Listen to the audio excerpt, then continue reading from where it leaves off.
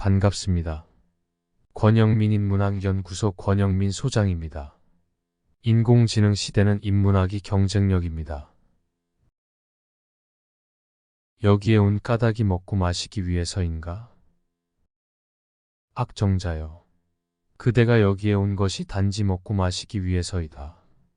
나는 그대가 옛 성인의 도를 배워 그것으로 먹고 마실 목적일 줄은 몰랐다. 맹자 이루장구 상편.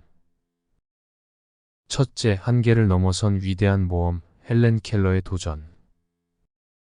어둠 속에서도 빛을 찾을 수 있다. 헬렌 켈러. 헬렌 켈러는 2살 때 중병에 걸려 시력과 청력을 모두 잃었습니다. 의사들은 그녀가 뇌염에 걸렸다고 추정했지만 병의 정확한 원인은 밝혀지지 않았습니다. 이 병으로 인해 그녀는 세상과 완전히 단절된 채 성장하게 되었고 언어를 이해하거나 사람들과 소통하는 것조차 불가능해 보였습니다.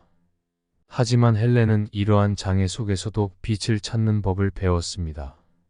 그녀의 삶은 단순히 생존을 위한 투쟁이 아니었고 세상과 연결되고 더 높은 목표를 추구하는 여정이었습니다.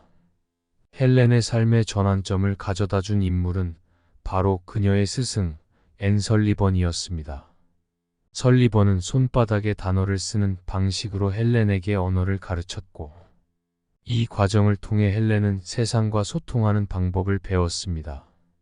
배움은 헬렌에게 단순히 자신의 한계를 극복하는 도구가 아니라 자신을 표현하고 더 큰 목표를 향해 나아가는 방법이었습니다.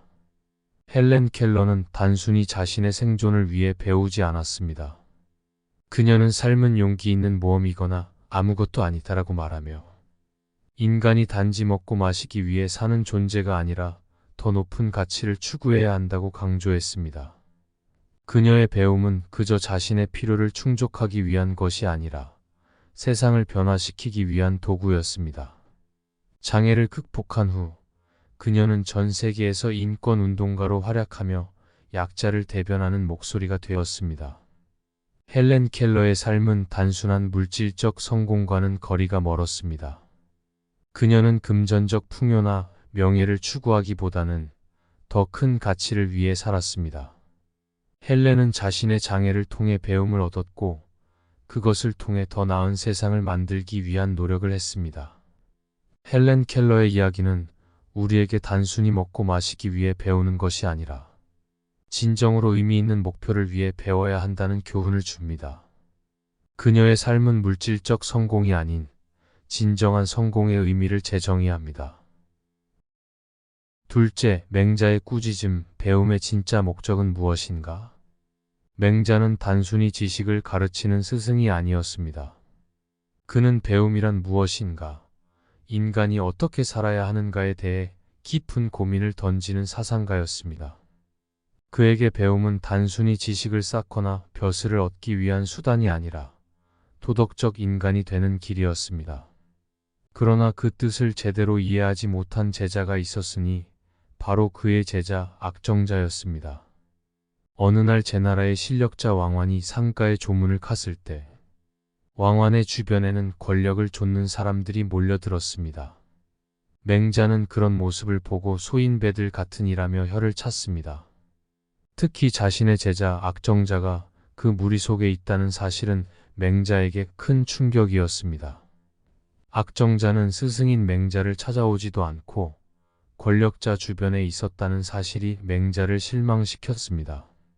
맹자는 악정자를 꾸짖으며 그대가 여기 온 것이 단지 먹고 마시기 위해서인가? 라고 물었습니다. 맹자는 악정자가 옛 성인의 도를 배운 목적이 단순히 물질적 이익이나 벼슬 자리를 얻기 위한 것이라고는 생각하지 않았습니다.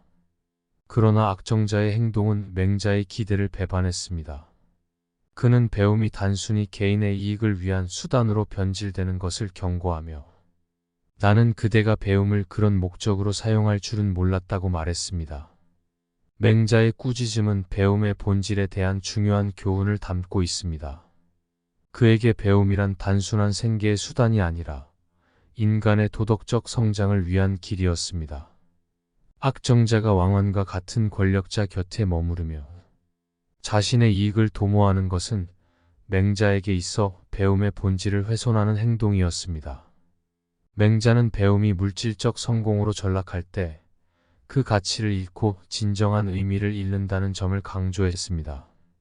현대 사회에서도 우리는 학문을 성공의 도구로 여기는 경우가 많습니다. 더 높은 지위나 물질적 이익을 위해 배움을 선택하곤 합니다. 그러나 맹자는 진정한 배움이란 개인의 성공을 넘어서 더 큰 사회적 기여와 도덕적 성숙을 목표로 해야 한다고 말합니다. 배움은 단순한 생계 수단이 아닌 인간답게 살기 위한 중요한 과정입니다. 셋째, 니체의 관점, 배움과 인간의 목적. 프리드리히 니체는 인간의 삶에서 배움과 성공의 본질에 대해 깊이 있는 철학적 고찰을 남긴 사상가입니다. 그는 물질적 성공과 사회적 인정이 인간의 궁극적 목표가 될 수 없다고 강조했습니다. 니체는 인간이 단지 먹고 마시기 위해 배우고 일하는 존재가 아니라 더 높은 목적을 향해 나아가는 창조적 존재임을 역설했습니다. 이러한 그의 사상은 차라투스트라는 이렇게 말했다에서 뚜렷하게 드러납니다.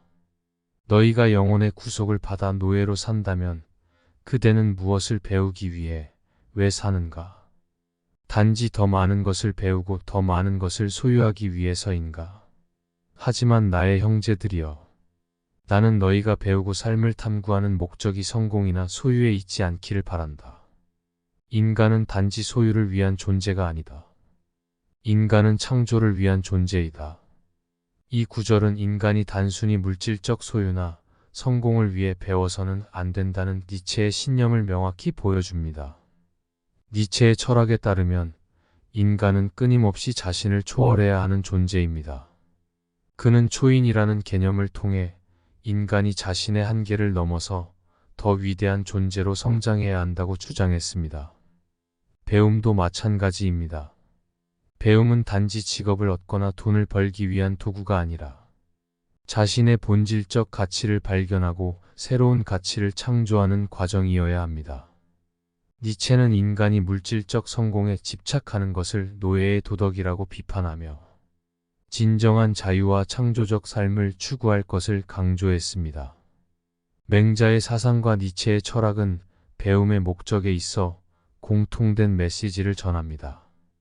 맹자는 제자인 악정자가 단지 벼슬을 얻기 위해 배움을 사용하려는 것을 꾸짖으며 배움이 단순히 생계를 위한 도구로 전락하는 것을 경고했습니다.